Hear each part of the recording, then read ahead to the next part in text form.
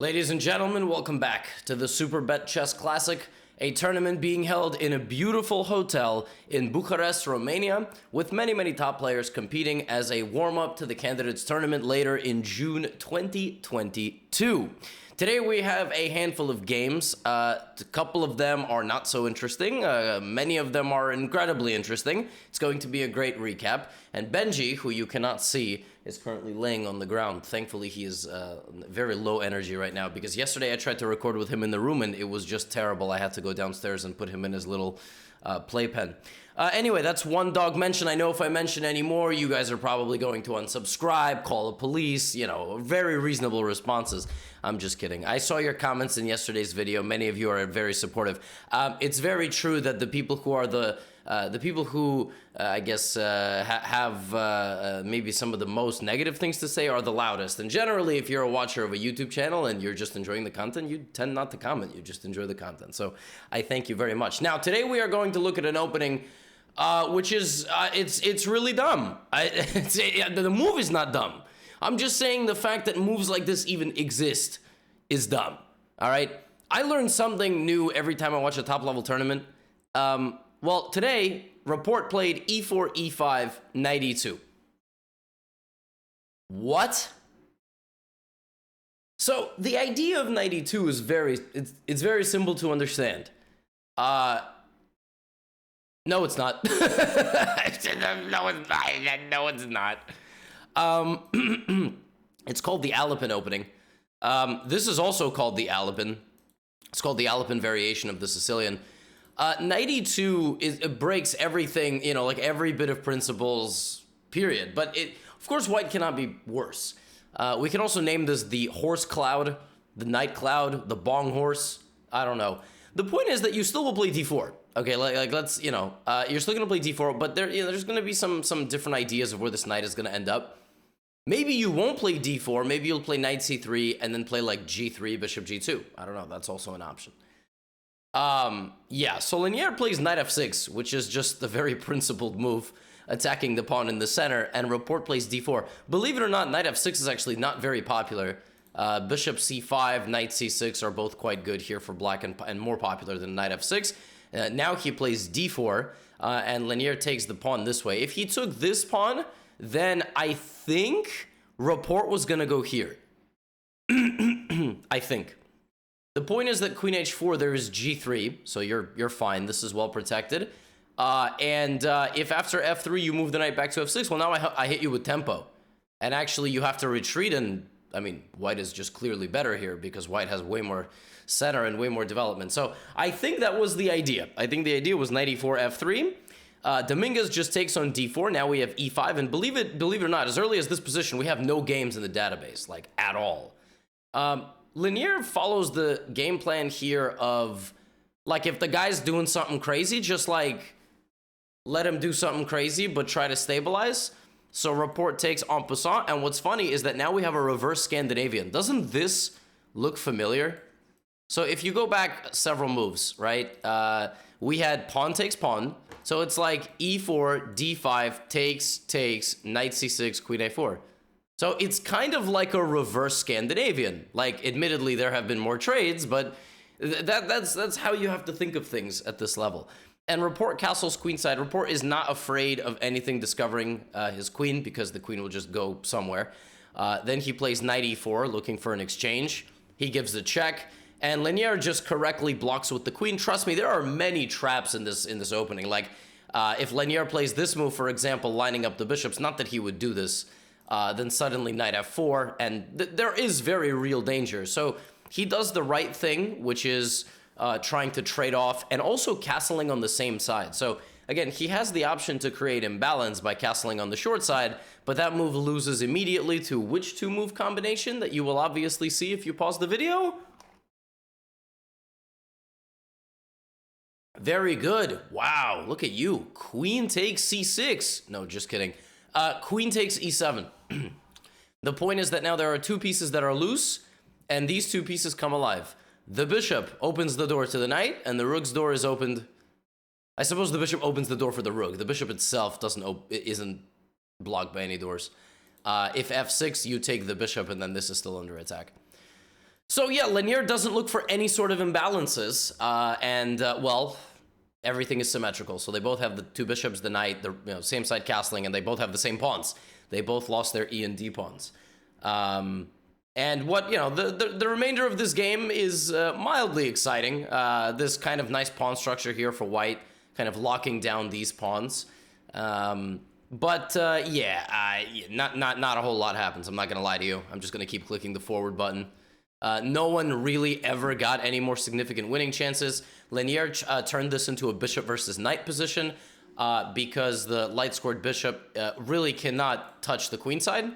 The only thing it can do is come here, but this knight could go here. So both pieces for their opponents are going to be very powerful, and instead of even having that, we just get some trades, and game ends in a mildly exciting draw, king and pawn endgame.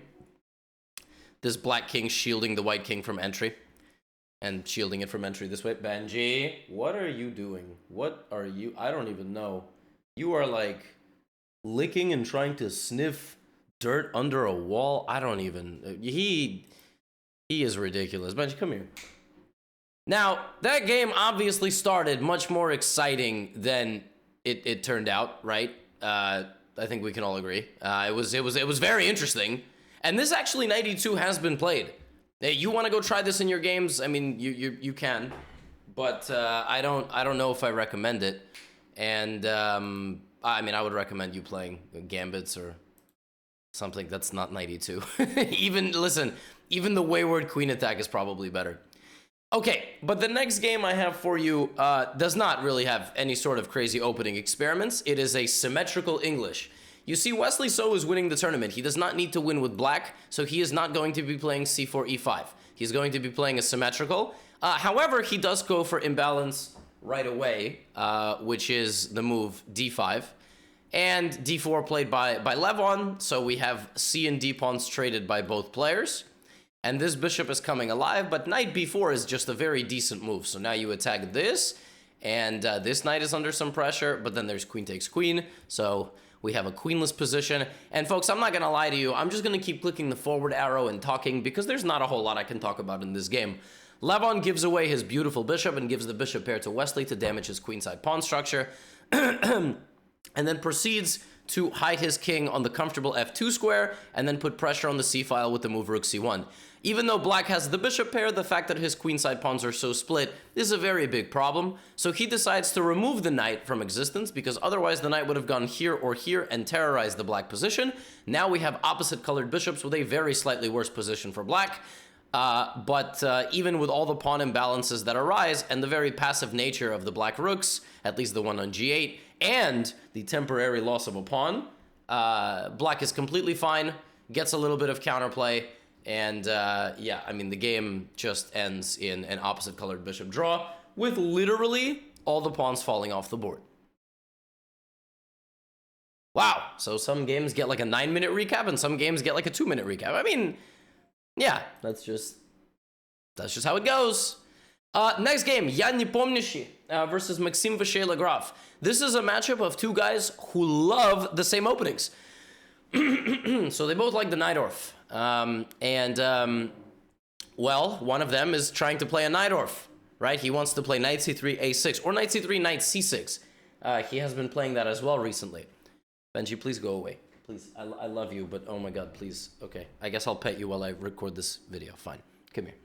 So, bishop b5 check is a major sideline. I've never seen this move before.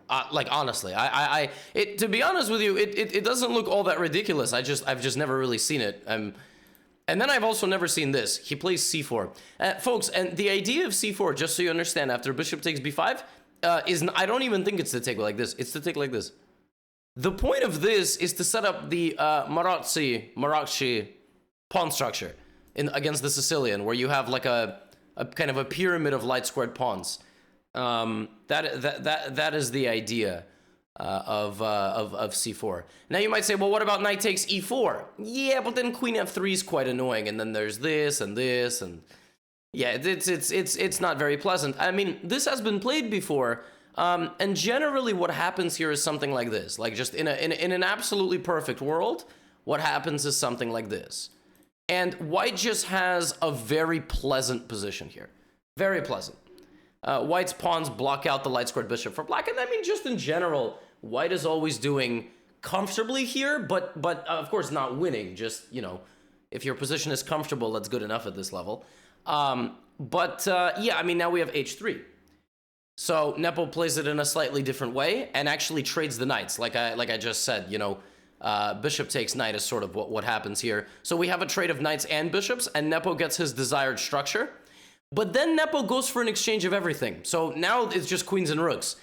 And, you know, white can create play on the e-file. White can try to use the 3-on-2. I mean, this pawn obviously also counts as part of the queen side. But, yeah, MVL does a nice job here with the move b5. If cb5, ab5, black will have good pressure on white's queen side. White will never really get moving. So, yeah, kind of a weird game here, too. Like, an opening experiment, and then some exchanges of pawns and rooks and literally every piece. So, bishops and knights. Actually, black was better. Like, MVL just had a very clear advantage for two reasons. Why is black better here? Why would you say? Black is better because actually white's king is a touch weaker, I would say. I would say it's, like, very obvious, like, who is trying to create the threats against whose king here. But also this pawn. Like, imagine there was a way that this could happen. That black could somehow just start applying pressure to this queen side. It could get real dangerous. Obviously, you can't take, you lose. So... yeah, it's just a bit of an annoying position, right? Can't do that. But yeah, I mean, we had a whole lot of ado about nothing, and players ended up making a draw. There was one moment MVL had like a massive, I think like a minus 1.3 advantage, which is like pretty substantial considering the material's equal. Yeah, as I've mentioned, not every game can get like a 4-minute recap. It was an interesting sideline in the opening. Here, Nepo played a weird move. h3 is definitely strange. I don't know what h3 is. I mean, it's not a bad move. In fact, according to the machine, it's the top move, which is kind of funny. Yeah, I mean, what to say? He gets a very decent structure, but it's just life. You can't always win games in openings where you get some sort of, you know, pleasant position from the opening. And MVL is the Sicilian Lord. However, Benji and viewers, the next two games of this recap are going to be extremely exciting.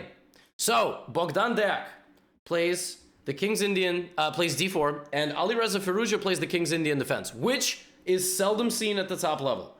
You do not see the King's Indian defense at 2,800 level of chess. Why? Engines just give a massive advantage to white, basically in any line. Short of white having a heart attack at the board, white has an advantage against the King's Indian. And even if white has a heart attack at the board and there's like paramedics nearby, I think white will be fine. And Deac plays h4. So Deac shows up to fight, he plays h4, and this game gets wild real quick because he plays h5 as well. So just so you understand, like, just to the naked eye, how close... oh my god, this dog is... I mean, I wish y'all could see this. His head is just right here, and he's looking at me like, you're a bozo, stop recording this recap, no one likes you anyway. Just so you understand how close... You know what? Let me show you the dog. Come here, baby. Look at him. Now we don't just have to talk about his existence. Oh my gosh, isn't he the best? He's a 35-pound, 5-month, this is like 17 kilo, 5-month-old puppy. He's such a little baby. Wow, the haters are really gonna be upset now. They're gonna be like, oh my god, I came here to watch chess. I'm gonna go watch the other big YouTuber who records every one of these games in a 30-minute episode. Right, Benjamin? Yes. All right, Benjamin, I do have to put you down, though, because, you know, you're adorable, but this isn't a stream. This is a YouTube video. Okay. So, Deac tries to demolish Firouzja, and how close Firouzja is to losing is like this. I mean, you have to understand, it's like life and death in some King's Indian positions. You have to be very careful. Firouzja attempts to fight back in the center of the board, and Deac does the Alpha Zero approach. He locks away this bishop. He shuts down his attack, but he wants a long-term advantage where he thinks that that H-pawn is going to suppress black's position intensely. He's not wrong. He is not wrong. He's not wrong. He's not wrong, Benji. He is not wrong. Queen b6, queen b3. knight h5, knight h2, and here he repeats moves. Now this is absurd. Why are we repeating moves? Guys, I just told the viewers it's going to be a good game. Alireza chooses not to. Alireza's like, no, thank you. We're not repeating moves. I'm going to take a calculated risk, and I'm going to fight back with a5 and f5. And folks, I mean, this is, oh my. For the King's Indian aficionados, I mean, I could record a 1-hour video just analyzing this game. The variations are incredibly complicated. You cannot allow black to take because this is too powerful. So instead, you take, and bishop takes f5, which looks like a really good move, is not because queen slides over, and then that bishop becomes a target. It's actually better to play rook f5, because now the bishop is hitting, the rook is hitting the bishop, the knight, and the entire f-file, and then Alireza comes back and slides the queen over. Now, the machine here hates black's position.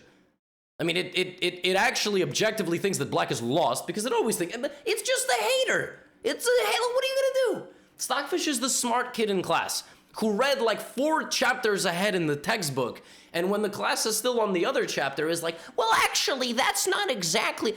No one asked you. Be quiet. Thanks. So nobody cares. Alireza has an interesting position. I don't care if he's objectively lost out of the opening after the move knight a4, trading off black's only active piece, basically. Well, but this knight's not doing a whole lot. It is nice, though. b3, and you'll notice that this can't be taken, which makes it all the more shocking when it is taken. What? It gets taken because of this. Kabam. Oop. King is not going to be doing any teleporting. Benji, get over here. You are being so naughty today. The bishop takes the knight, and then the queen can't take because, right? So there's all this. So DC, BC, knight d4, and I mean, the knight now gets back into the game. Alireza gives away the c6 pawn, but activates his bishop. So if you take this pawn, it's nice. Congrats, you won a pawn. I'm so proud of you. And you're coming here, but now my bishop comes alive. So 1 pawn you took, now my bishop sees the entire board. Thanks. All right, and now we go from Alireza being losing to Alireza being winning. It is now minus 1.3. So it was plus 1.8. Now it's minus 1.3, which you don't really see at this level. These guys are just trading blows, all right? So knight takes e7, knight e7, and bishop takes b7. But when the dust settles... Wait, what? What happened here? Well, this knight is trapped. Deyak should not have taken that pawn. He took the pawn. He didn't realize that knight is gone. That horse got its foot caught in a trap. That's it. There is no more horse. When everything settles, one guy is up a knight for a pawn. However, the only thing that white has here, all right, is the belief in his friends. No, that's Yu-Gi-Oh! Deyak has good coordination. His rooks are powerful. His queen is powerful. This pawn is like preventing these pawns from moving. Like, these pawns are kind of split, which makes it kind of difficult for black to move. And remember, knights are basically drunk donkeys, like drunk taller donkeys. So they can't really coordinate super well, even though there's 2 of them. Like, you need them, you know, in white's face, and that's not going to happen very easily. So Alireza plays h6, and now Alireza has to win the game, but these guys don't have a lot of time. And, you know, again, here's an example of why the bishop and the queen just work so well together. Whereas those knights, you know, not really. So rook e1, knight c5, and this is, I think, Alireza's biggest advantage of the game. So I think after knight f5, the intentions to play g5, knight h4 are quite clear. If you could possibly get this knight to e4 as well, you're going to have a great time. The problem is that Deyak is not going to let you do that, okay? He's going to be playing queen d5. He's going to just actively be grilling your position, asking questions of what's happening over here. And after h5, bishop c3, he's doing just that. He's like, well, now you can't move this rook, Alireza, and if you play a4, then b4. So you can't, like, Alireza's got a great position, but it's not so easy for him to make forward progress here, right? And he ends up sacking the a-pawn. So he sacks the a-pawn, and I guess his intention was to play rook c5, but then he must have reconsidered because the bishop is still defended. But this is still the best move. So Alireza definitely played rook c8 to play rook c5. That's what I think. Then he reconsiders. Rook c5 is the best move. It doesn't win the bishop, but it's still the best move because it allows black to begin making, you know, to begin horsing around. Any BoJack Horseman fans here? No? Okay, I'm gonna stop talking. No, I won't. It's a YouTube video. So yeah, this is like, this is still what he should do, but Alireza starts reconsidering himself. And Deac, all of a sudden, has no more problems. Like, he has very limited problems here. He is now not only down a bishop for 1 pawn, he's down a bishop, he's down a piece for 2 pawns. And where is black's attack? Black has not solved the problems of his position. And here, there was a beautiful move that Deac could have played, which according to Stockfish almost gave him advantage. He could have played rook d6, sacrificing the rook for mate. Obviously, black would not have taken, but now black is left with 2 awful pawns. So this got really bad. Like, it's just actually incredible how powerful Deac's bishop was. And even though Alireza was up a full piece, he just couldn't do anything with it. He just could not do anything with the full piece. And the players end up trading into an endgame, and, well, Deac just has enough pawns now. That's just the truth. He has enough pawns, and he pushes a pawn all the way, and now it's just a total draw. Knight and pawn for bishop pawn, total draw. Some more moves get made, but that's it.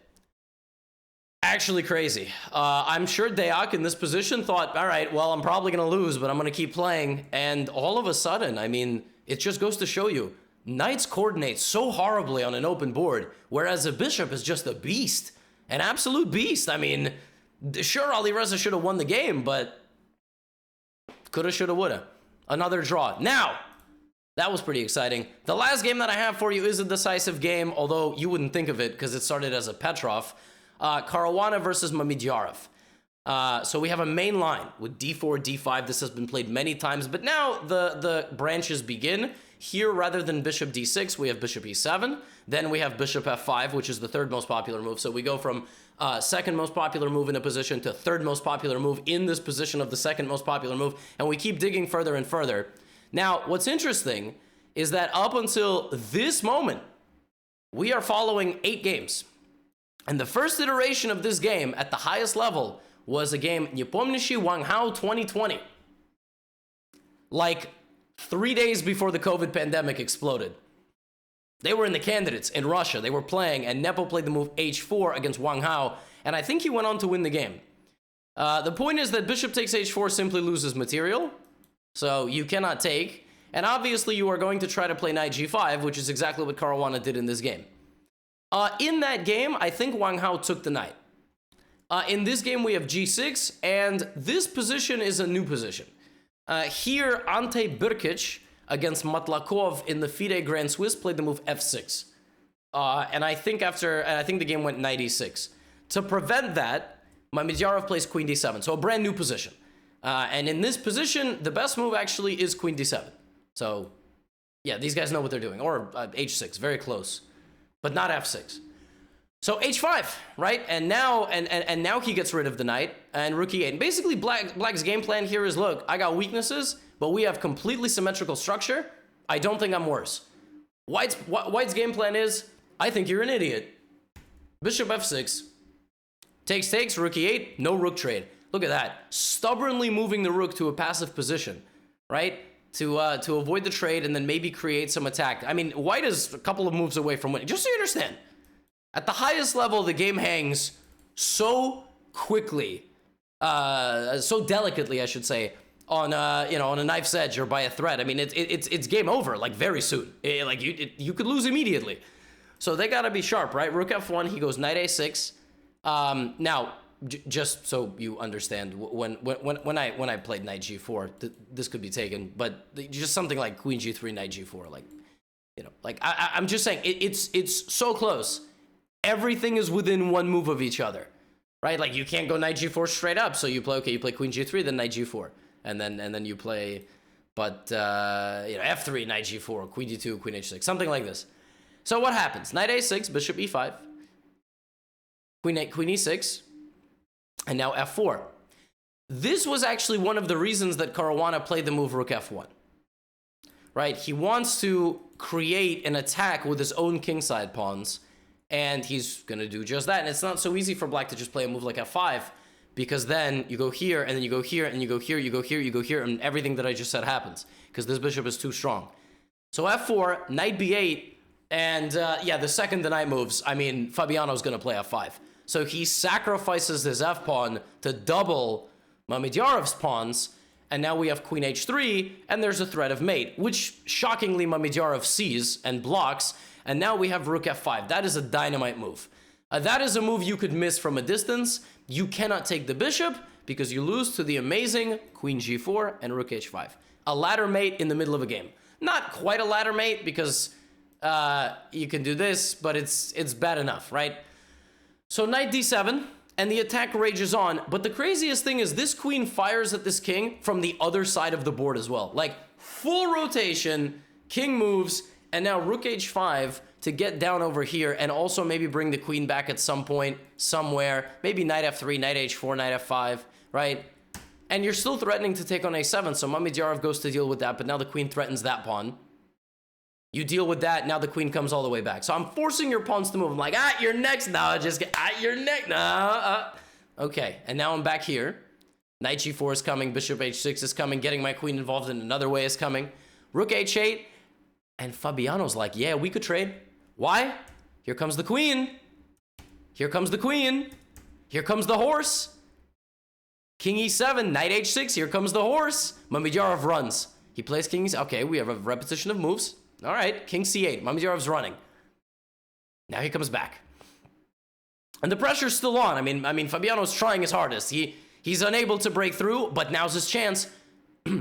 He bails out of the king attack and goes for the pawn. And you best believe he's going to try to win that pawn. Okay, queen e7. Now the king's got to run this way. Queen d6. Knight e7. Again, it's so important that there's no perpetual check here. So queen c2, knight c6. Knight e7, where's the win? Where's the win? I don't see it. All right, are we going to repeat moves? No, we're going to take the pawn on d5. But mate is covered by this knight, so what are we doing? Queen h7 check, queen b1 check, queen h7 check. Is it a draw? No. King f2, king e3. We got to make a run for it. King c... Why didn't he give him another check? He didn't give him another check because the king would escape. The king would just get to a3. So Mamedyarov would hunt Caruana's king to the opposite side of the board. I mean, this game had everything. This is like, this game is like a movie.